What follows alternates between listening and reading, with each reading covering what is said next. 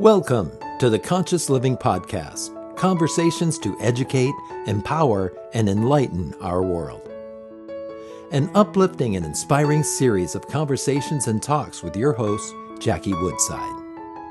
We are educating minds, empowering lives, and enlightening souls to create a world where love prevails. In this engaging podcast, we deliver exciting, positive, transformative talks and teachings designed to elevate your life. Now, let's join our host, Jackie Woodside, for this week's session. Hello, everyone. It's Jackie Woodside here, the founder and the host of the Conscious Living Podcast, where, as you know, we are here to educate, empower, and enlighten our world. You know, I have to say, it just makes me happy to say that. It makes me happy to think about the fact that myself and all of my colleagues that gather on this podcast are committed really to the same thing: education, empowerment, enlightenment.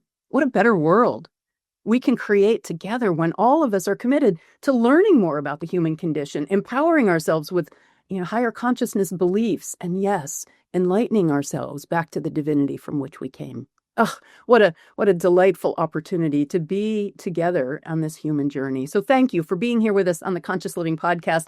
Oh, are you in for a treat today? One of my fangirl favorites, Dr. Joe Vitale. Joe and I have worked together on a couple of projects. He's been on this podcast before. He's been on my summits, and he's been in my upcoming films, Your Money Vibes and The Frequency of Miracles. We had the chance to spend some time together in California about a year ago, and it was just lovely to be in person, get some hugs. So, what we're going to be talking about today, what's super, super exciting is that Joe has just released his own full-length feature documentary film called Zero Limits. Now, while Joe really needs no introduction, he is an absolute icon and guru of the personal development movement.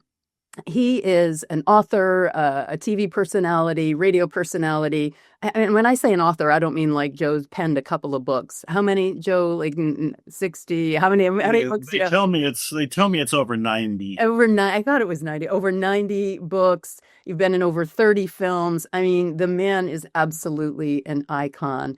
And not just that notoriety, but he has that notoriety because his message resonates and makes a difference. So, Dr. Joe Vitale, welcome to the Conscious Living Podcast. Oh, I'm so excited to see you. You look beautiful. You're just radiant. Boy, I'm just soaking up your sunshine. Oh, thank you so much. It's so great to be here with you. And, I'm really excited to hear about, and, good for you. Let's start by, I'm so excited to hear about the film, and good for you for making it. Let's start with that. Like, what was it? Because you've written so many books and you've been in other people's movies. What was it that had you want to take that next step and do a full feature documentary on your content about Zero Limits? What was the impetus of doing this? Well, it was because of the movie The Secret.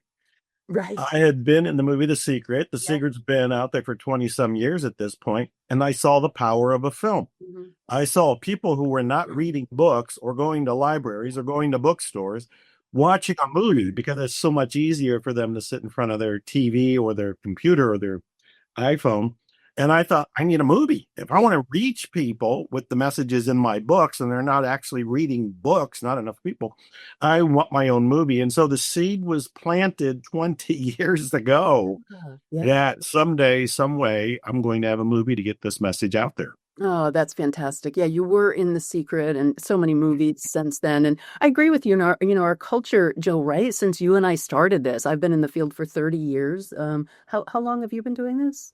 At least 30. I don't know. At least 30. Yeah, but, since the last century.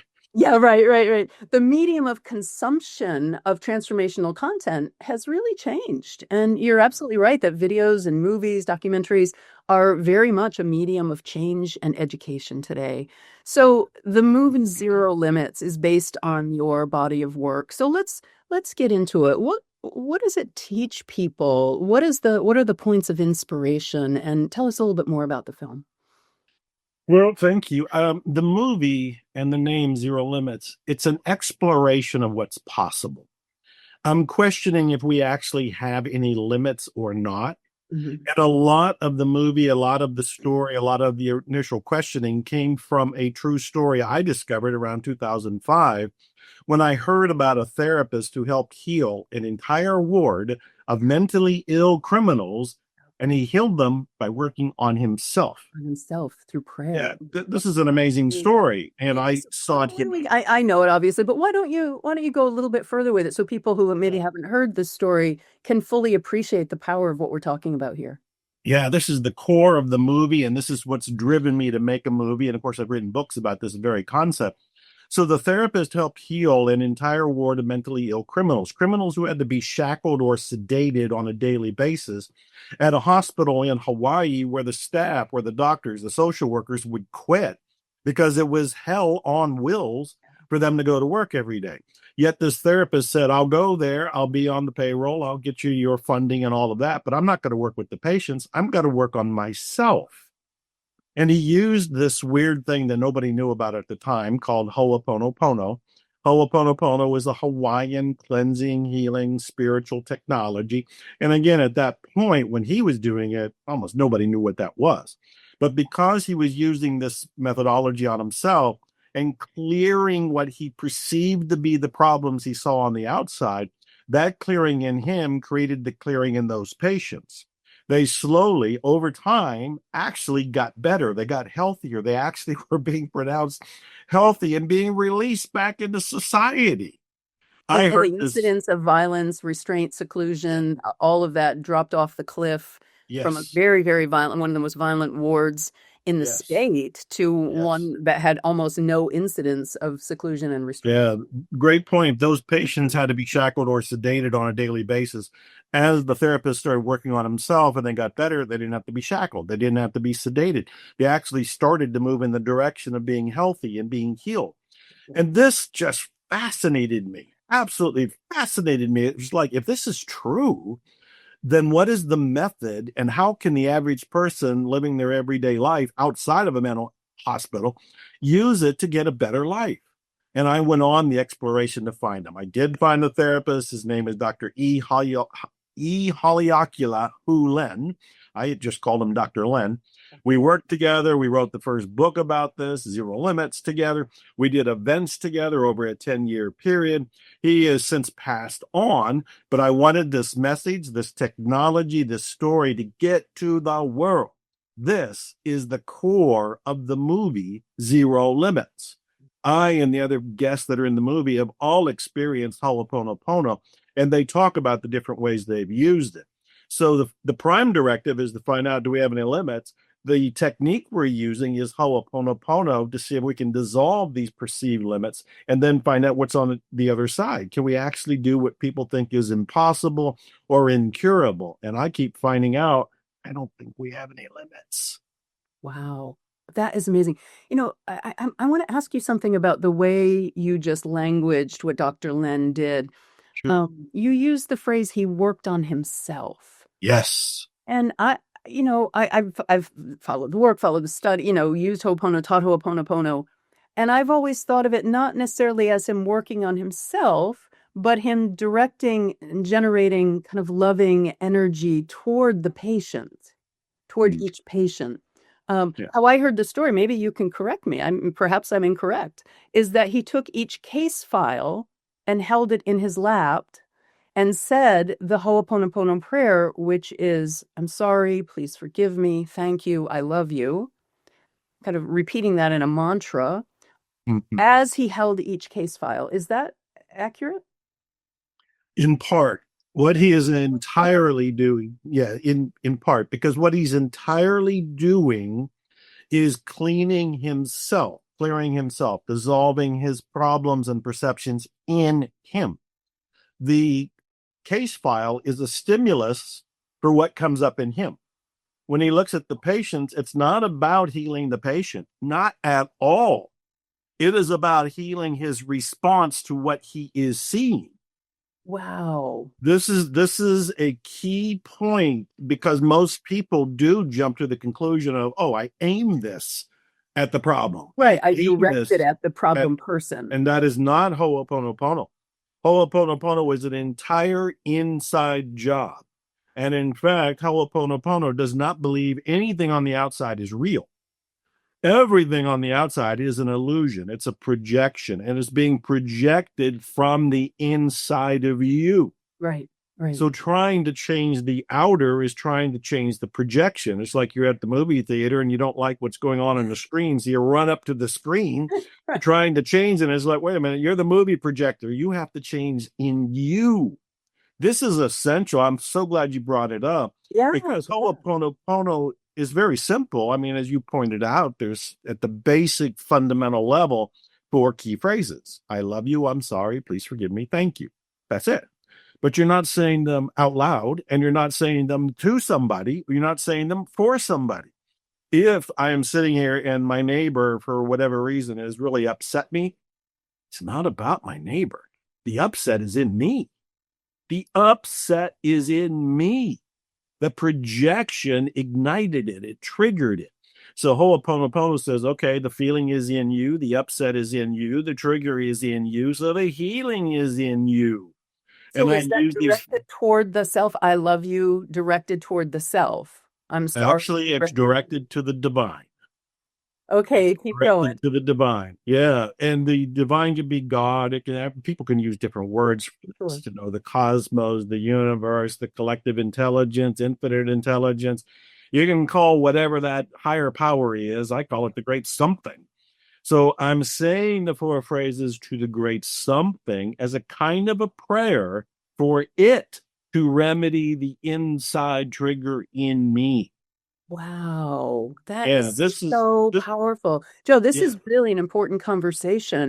Because I think a lot of people carry the notion that I had, that it's, sending that loving right, energy, forgiveness energy to the other person. And this is a complete paradigm shift. yeah, I want to just bring it back a little bit to make it real and practical. I shared with you, before we got on air that I'm going through a difficult time. My son has gone off the rails a little bit, and I've been ho'oponoponoing, uh, mhm, uh, apparently incorrectly. I did just recently, this is about week 3 or 4 of this right now, recognize and started telling my spouse and everyone else the problem is me. The problem here isn't my son or what my son is doing. The problem is me and my inability to manage my reaction to what is happening. So I'm going to stop talking about him. I'm going to just talk about me, yeah. and my ability to be calm, be grateful, be loving, be patient in the face of whatever is happening on the outside. And that's what you're Can I, exactly what you're saying about this prayer or can this I speak treatment. to this a little bit Yeah. to unpack it for the good of you, me, and everybody that might be tuning in? Yeah. Because I think this is very useful. Um, there's a danger in thinking we're the problem because in Ho'oponopono, whatever is going on in you is something you inherited. It is a program. It is something that, according to Dr. Hulan and Ho'oponopono, could have come from the beginning of time and was downloaded through your DNA, through your genealogy, and it shows up in your being. But you didn't put it there, and Yeah. you Yeah. didn't activate it. You were programmed. And I'm saying this for everybody. We've been programmed in one way or another in very limited but obvious ways. We can look at our parents. How did our parents feel about money? Did they struggle with money? We probably inherited their view. We probably inherited their struggle. And until we question it and go, oh, that came from them, and then look inside ourselves, because the wiring is in us. It doesn't matter if it was in them or in a toad from 10 eons ago. We have to look inside of ourselves and realize, okay, this is where it is. It's not my son, it's not my parents, it's not the programming, but I've got this inside of me. And I know it's inside of me because I can feel it. Yeah. You don't feel it outside of you, Right. you feel it inside of you. So if you're feeling it inside, it's inside. And this is where we're owning it. This is where we own it, but we own it without judgment or blame. That's the important thing I want to get across, because even though we say, I love you, I'm sorry, please forgive me, thank you, the I'm sorry and please forgive me aren't about blame. They're not about punishment. They're mostly about unconsciousness. I'm sorry I was unconscious to how I felt about this person. I'm sorry that I inherited this programming. Please forgive me. Please forgive my ancestors. There's no blame. There's no criminal intent. There's no punishment involved. We're simply taking responsibility for what we now are aware to and alert to. And that's the feeling inside of us that is creating what we're experiencing. Then the next step, after we've owned that with neutral responsibility, we're speaking to our connection to the divine. And we're saying basically, clean this up. I'm sorry. Please forgive me for wherever it came from.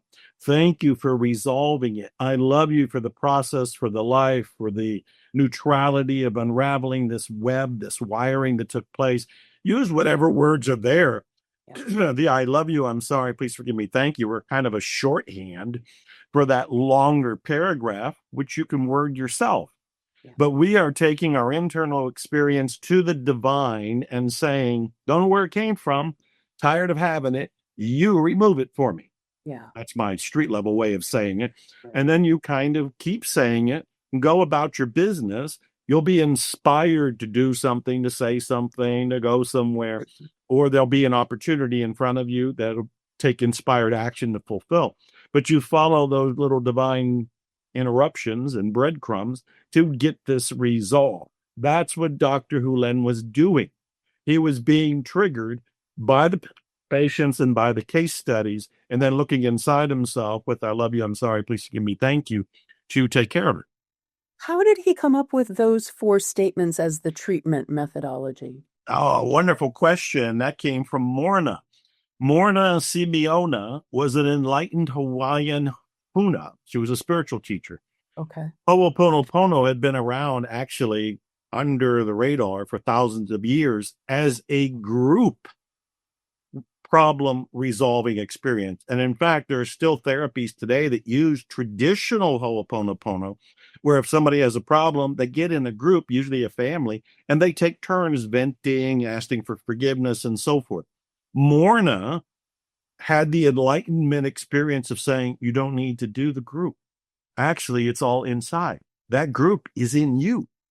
And if you go inside and you do the I love you, I'm sorry, please forgive me, thank you, to the group experience, whatever it is that you're feeling inside of yourself, you can resolve it with never talking to the family or the neighbors or whoever it might be on the outside.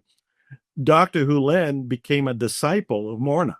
He was very much a skeptic, did not believe in her, thought she was crazy until she helped heal his daughter of a skin disease. Then Dr. Hulen said, I'm following you till death. What happened? What's the story about his daughter? Well, I don't remember all the specifics. It's probably in the first book, Zero Limits. Okay. But I believe she either was born with a skin disease or acquired it, and nobody could resolve it. He went to Morna as kind of like a last-ditch crazy effort to try everything possible.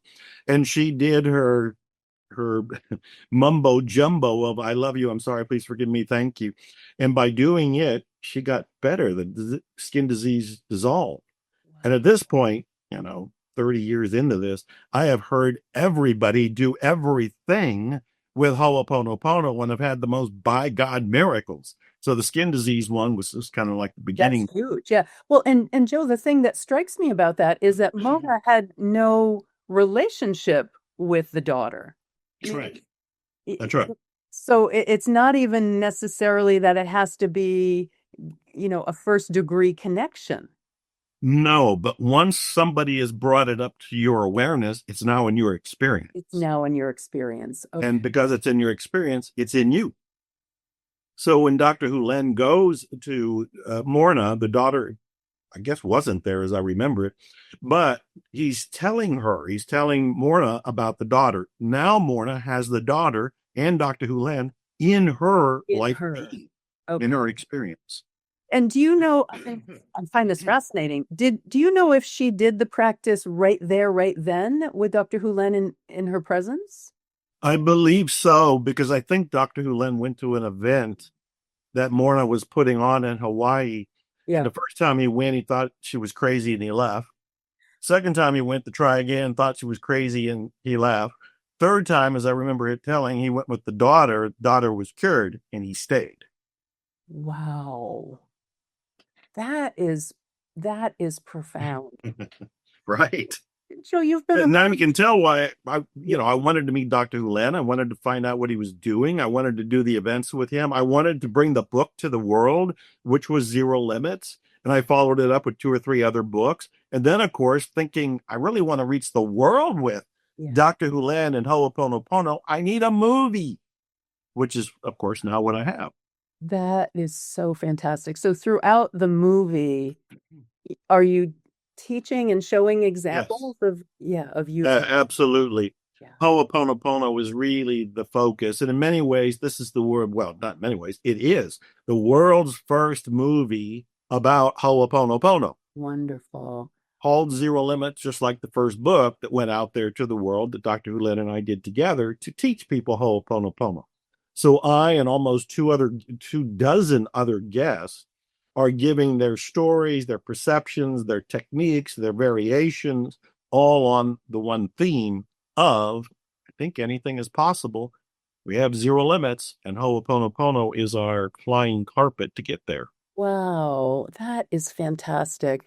I'm so curious, Jay, with this, kind of new paradigm that I'm now having, that it's about cleansing yourself, cleansing within. How do you understand the healing modality of it? How have you come to make sense? I know you certainly have a lot of experience with it and you've seen it, you've seen miracles happen. How do you understand it? What a great question. Yeah, I have met a lot of healers and people who have done some pretty amazing, even miraculous things. I've seen the impossible, I've seen the incurable, I've seen things that have been resolved that seem like there's no way to be done. And my assessment of this is it is the individual tuning in to the divine. When the individual tunes into the divine, you have tapped into the world of zero limits. The divine doesn't have any limits. We have limits. Right. I've written a lot about money, and I will tell people, look, money doesn't have any beliefs about you at all. Money doesn't care. Money has no beliefs about you. You have beliefs about money. And it's the same thing for any topic that we might take. I think Rumi, the famous Persian poet, had said, our job is not to seek for love, but to remove all the obstacles within us to allow the love that's already there. This is where healing takes place, is when we look inside and go, okay, all of what we're perceiving is on our mental projector inside of us. And we need to go within to remove whatever the limitations are. When we do, we're reconnected to the divine, which doesn't have any limits to begin with. Yeah. That's the world of all possibilities. Yeah, I think that's really beautiful, Joe. I love the way that you said that. And I think that's one of the challenges, if you will, of the human condition is to actually recognize that the spiritual realm, God, spirit, the divine, the universe, literally is unlimited. It's hard to grasp that we live in a very kind of linear world. You work hard and do the right things and you've got a good life. A very linear mindset. And the spiritual realm is nonlinear. Exactly. And that's that's mostly my teaching these days for myself and what I can convey to the world is the constant reminder that when we go with our sensory awareness, what we can see, what we can touch, and what we can taste and all of that, we come from the world of limitation. When we go past that, we start to go what's behind the sensory awareness. Once we go behind it, we see this invisible world of all possibilities. When we get stuck on, I can only touch it, I can only, move it, feel it, whatever all the different senses are, we live in a little box. We're in the 3D reality. Yeah. But you can step out of 3D reality and you can realize there's something animating 3D reality. And what's animating 3D reality is this spirit, is the divine life force. I keep urging people and reminding myself to go into the core, into the divine I, because the more I can live from it, the more I can experience the world of unlimited possibilities, the world of zero limits. Yeah, I love that. In the Unity faith tradition, they call that the world of appearances, that we live in the world of appearances, the physicality of it. And I love how you just defined the divine. That's actually my exact definition of God, is the animating life force energy behind everything. Oh, nice, Yeah, nice. yeah, it's And, this. and I love what you said about the unity in the world of appearances, because that world of appearances goes back to Buddhism. It goes back to Hindu philosophy. They talk about Maya. They talk about illusion. They talk about all the things we see on the outside that we believe are permanent and real, not being permanent and not being real. Mm. And we have to go within and live from the divine impulse. Oh, this is such a rich conversation. Let's talk, Joe, just about, let's just think about the kind of average podcast listener of the Conscious Living podcast. And they're like, wow, this is amazing. But like, how do you, I mean, this is the perennial question, right? How do you live beyond the world of appearances? How do you live beyond the physicality? And I have probably 10 answers to that, and I'm sure you have 20, but how do we shed the world of appearances and live our lives from the truth that spiritual wisdom, spiritual power is the ultimate truth of life, and we can tap into that at any point. Yeah, what a wonderful, sincere question there. And my answer is, we don't try to erase it or remove it. We try to live from within it.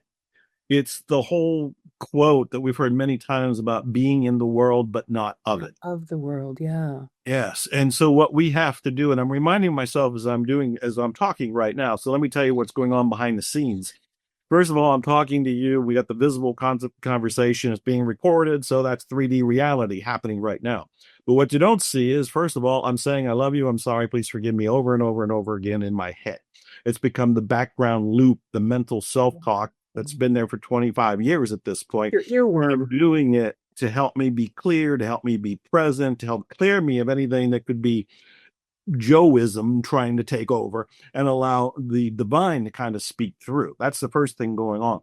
The second thing going on is I'm reminding myself that this is a play. Right now, I'm playing the guest. I'm the author who happens to have a movie called Zero Limits, and I'm the guest on the show right now. It's entertainment. This is just part of the role I get to play. Shakespeare talking about everybody being actors on this stage of life. This is where I am right now on the stage of life. This is what the divine helped put me here. I said yes to it because I could have said no. That's free will. You can say yes or no. I've said yes. It's got me here. So it's the divine play. Be in the world, but not of it. I have heard several times over the last few months, and they're reminders to me that I'm going to pass on to others, is that no matter what is going on in the world, you can still be happy. No matter what is going on in your life, you can still be happy.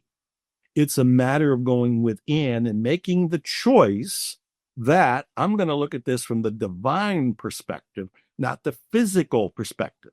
You're still in the physical experience, but you're in the world, but not of it. So powerful. We live inside of our mental projections, the fear-based thinking of the ego, of what we're either sending our anxiety to the future, or we're sending our remorse and our grief to the past. But and what you're talking about, that I love your earworm, that phrase, I have an earworm, meaning that repeating loop. You have an earworm of the Ho'oponopono prayer, and how profound that is to ground you in just healing, loving, present vibration, neither worrying about the future or regretting the past, just being here now. And what a tremendous gift that is to you and to all of the people who come in contact with you. Well, thank you. I think we still are participating in this 3D reality, but we're participating with a sense of detachment and a spiritual awareness. Yes, exactly. The detachment is saying, this is real, but it's kind of temporary, and it kind of doesn't matter. In weeks or months or years, this podcast will be forgotten. In decades to a generation, I will be completely forgotten. So in this moment, Napoleon Hill says, it matters a little bit. It matters a little bit. Yeah. Yeah. I mean, to me, it matters. It matters to what degree you're living true. And inside of that, whatever choices that you make, so long as they are aligned with who you came here to be, your values, your energy, your vibration, you're living true, it matters in the moment. Exactly right. Yeah, and I'm not dismissing life, and I'm not dismissing goals. I still believe in the power of intention. I think on one of the last calls you and I did, I told you about I had enrolled in MMA right I after do turning remember that. 71. Yeah. Well, I'm going to be 72 in a month, and I'm still in MMA, and I'm about to get my blue belt in MMA, and I've declared I'm going to get my black belt by the time I'm 75 or thereabouts. And as I'm doing it, Oh, most of me is going, yeah, this is a struggle. This is a challenge. yeah. I don't Yeah. actually even have to do it. Right. No, you do not have to do it. I don't have to do it at all. I can play ping pong or checkers or something, Pickleball. Pickleball, that keeps coming up. It could be that. The idea is I'm still participating in life, but with the awareness that it's it's a it's a choice to enjoy aspects of life without being totally wrapped up in the tensions that most of us have had or still have in life. Yeah. Yeah. We really are designing it as we go. Yes. Well, we don't usually know that though. Yeah, yeah. No, but the choices that we make. I've been watching you online, following you on your social media about your work with the MMA, and it is stunning. I'm not 71, I'm 62, and I still play basketball. I play in a senior women's league, and I play in a younger league. I play racquetball several times a week. So I also enjoy athletic pursuits in our mid to late part of our lives. Maybe heavy on the late. But exactly that, to enjoy being in the world, but knowing that we're not of it. That isn't that the definition of freedom?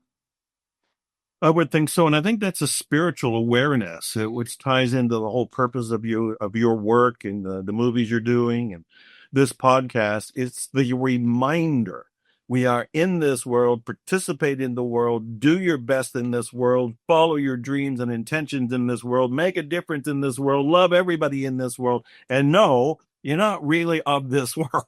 Yeah, yeah, exactly. I think the biggest contribution that we can make in our journey in this world is to live life consciously, to be an actor in the conscious evolution of humanity. Humanity is either going to evolve or devolve. And, certainly the question is out right now as to which direction we're going in.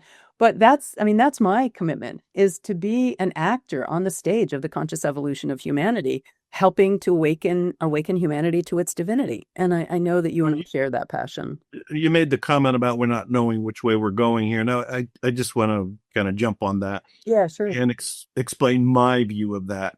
I believe the divine is in charge of all of it. And I look around right now, and part of this is my own perception. I look out there and I see a lot of people that are troubled, a lot of people that are scared, a lot of people that are angry. It gets amplified with social media, high technology. Everybody shares their complaints. It gets blown up. All of this is going on, and a lot of people feel helpless. They feel like, I don't know what to do. I believe the divine is backing us into a corner. I believe the divine is backing us into a corner to go, okay, none of the other stuff you've been trying is working. None of the stuff you've been thinking up or trying from other people is working. Yeah. Now it's time to go within and try my way, the spiritual, the divine way. Yeah. I I think the love divine is kind of in our face. Yeah, yeah. Which means that our lives have been devoted to getting people to that moment and be prepared for it. So, Right. I do believe that there are, that's what we're here for, is to participate in the conscious evolution of humanity. And we are evolving. Yep. It's not linear, but evolution is not a linear path. And we are, yeah, I love that we're coming to a point of choosing. Perhaps the spiritual path, spiritual awakening is the next evolution. And certainly that's my commitment with this podcast. And I know it's your commitment with your movie, Zero Limits. Joe, where can people learn more about the movie and connect with you? Yeah, well, I'm very excited to say the movie's been nominated for 40 awards. It has won 27 international awards. Wow, You can see it on Amazon Prime, on Apple TV. You can go to zerolimitsmovie.com, zerolimitsmovie.com. You can watch it right there. or there's links to take you to Apple or to Amazon. So the movie is doing fantastic. People are loving it. There are people watching it every day.